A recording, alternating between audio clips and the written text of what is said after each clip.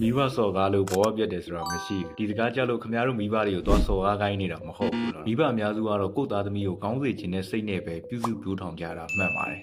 ဒါပေမဲ့ကောင်းစေချင်တဲ့ရည်ရွယ်ချက်တိုင်းကကောင်းတဲ့ parenting ဖြစ်သွားတာမဟုတ်ဘူးတချို့မိဘတွေကလမ်းညွှန်တာနဲ့ထိန်းချုပ်တာကိုမခွဲခြားတတ်ဘူးချစ်ချင်းနဲ့ရာသက်ပံလှုပ်ကြွေးရမယ့်အသည့်ကိုလည်းမခွဲခြားတတ်ဘူးဆုံးမတာနဲ့စိတ်ပိုင်းဆိုင်ရာထိခိုက်အောင်လုပ်တာကိုလည်းမခွဲခြားတတ်ပြန်ဘူးအဲ့တော့ဒီလိုဘဝတွေကိုမကြုံဘူးတဲ့ခမရတို့တွေကလူများစုကတော့မိဘပဲလေတီးခံလိုက်ပါသူတို့ကကောင်းစေခြင်းလို့ပြောတာဆိုတဲ့စကားတွေကပြောရတာအရန်လွယ်ကူလိမ့်မယ်ဒါပေမဲ့လူတိုင်းရဲ့မိဘဆိုတဲ့အတွေ့အကြုံချင်းကတူမှမတူဘူးလူများစုကအိမ်ကိုပြန်ရောက်လို့ရှိရင်မောပန်းသမျှစိတ်တွေကိုအပန်းဖြေပြီးနားခိုရလို့ခံစားကြတယ်